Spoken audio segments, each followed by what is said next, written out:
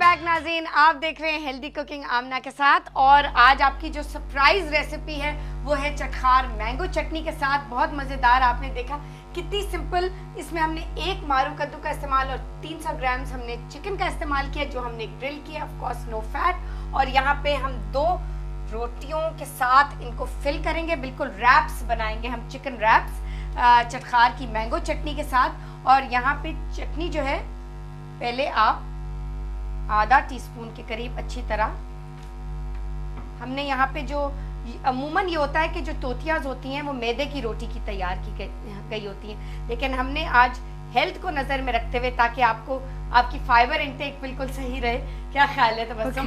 तो हमने इसको लाल आटे की पतली पतली रोटियां तैयार की हैं। बिल्कुल मज़ा वही है, फ्लेवर वही है। और यहाँ पे हम इसमें फिलिंग रखेंगे चिकन की, जो भी आपके सामने हमने ग्रिल किया है। यहाँ पे मारू कद्दू, ताकि आपको वेजिटेबल्स और फाइबर और प्रोटीन और कार्बोहाइड्रेट्स तीनों का एक जबरदस्त कॉम्बिनेशन आपको मिले। और यहाँ पे अगर आप चाहें तो आप इसमें थोड़ी सी मेयोनीज का इस्तेमाल कर सकते हैं, ऑप्शनल है।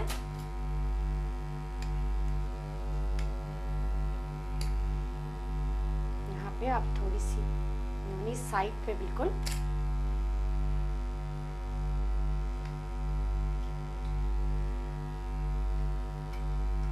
दीजिए। और फिर उसके बाद आप इन रैप्स को बिल्कुल ऐसे फोल्ड कर लीजिए और इनको आपने सर्व ऐसे करना है चटनी के साथ। चटनी जिसने ज़्यादा शामिल करनी है वो एक्स्ट्रा शामिल कर सकते हैं। और यहाँ पे ये हमारा दूसरा रैप,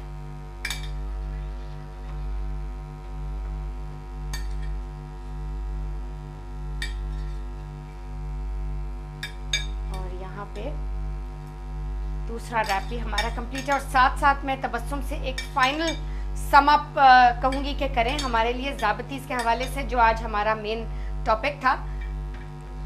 जी तबस्सुम, एक फाइनल सम अप हमें कर दीजिए। बेसिकली होता हमारे पास यही है कि हमारे पास जो मिसकॉन्सेप्शंस हैं हमें उनको सबसे ज़्यादा क्लियर करना है। राइट। कि जो हम लोग बचपन से सुनते आए हैं जी, हमारे बड़े बूढ़े भी यही होता था कि जी ये चीज़ खाओगे तो शुगर बढ़ जाएगी, ये चीज़ नहीं खानी। तो अब जो है वो नई रिसर्चेस जैसे जैसे एडवांसमेंट आ रही है उसके साथ साथ हम ये कहते हैं कि जी कोई भी चीज़ डायबिटीज़ में मना नहीं होती अनटिल अनलेस कोई कॉम्प्लिकेशन हो आपके साथ। वैसे अगर हम सिर्फ डायबिटीज़ की बात कर रहे हैं तो कोई भी चीज़ मना नहीं है, सब कुछ जो है वो लेना है, लेकिन मॉडरेशन में। जो आपकी रिक्वायरमेंट है, आपके वेट एंड हाइट के हिसाब से, आपकी जो एक्टिविटी है उसके हिसाब से उसको फॉलो करना होता है। ज़रूरी नहीं है जो मेरी रिक्वायरमेंट हो वही आमना की भी हो। हर एक का जो है वो हर एक इंडिविजुअल है, तो उसके लिए सब कुछ जो है वो डिफरेंट है। जैसे हम कहते हैं कि जी हर एक बंदा दूसरे जैसा नहीं हो सकता, बिल्कुल इसी तरह हर चीज़ डिफरेंट होती है। तो उसके लिए जो है आपका खाना पीना, आपका रहना, आपकी एक्टिविटी जो है वो आपकी डायबिटीज़ पर असरअंदाज होगी।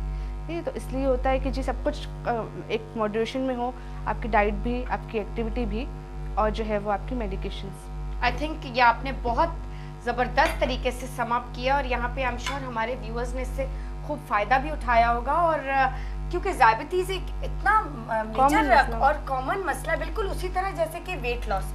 एंड आई थिंक कि जितना ज़्यादा हम अपने व्यूअर्स को, अपने सारे जो देखने वाले हैं उनको गाइड करें, क्योंकि कुछ ना कुछ शायद ऐसी कोई इन्फॉर्मेशन होती है जो हमसे कहीं ना कहीं क्लिक कर जाती है। और स्पेशली बच्चों में जब बहुत ज़्यादा, क्योंकि ओबेसिटी पाई जा रही है अब हमारे मुल्क में भी, अमेरिका में तो खैर है ही है, लेकिन हमारा फ़र्ज तो सिर्फ हमारे मुल्क तक है। अभी जब शो शुरू होने से पहले बात करी थी शो में कि जी हमारे जंक फूड का रिवाज आपके लिए तो नुकसानदेह है ही, लेकिन जब जनरेशन आ रही है उसके लिए जनरेशन, और हमारा फ़र्ज बनता है कि हम अपनी आगे वाली जनरेशन और हमारी प्रेजेंट जनरेशन को गाइड करें, उनको बचाएं, उनकी मदद करें जितना ज़्यादा हो सकता है। और इसी तरह हम करते रहेंगे। इसी के साथ मैं इजाज़त चाहूँगी आपसे, और तबस्सुम का बहुत ज़्यादा शुक्रिया करूँगी कि वो आई और उन्होंने इतना ज़्यादा हमें डायबिटीज़ पर गाइड किया और अपनी इतनी सारी एक्सपर्ट एडवाइस आपको दी।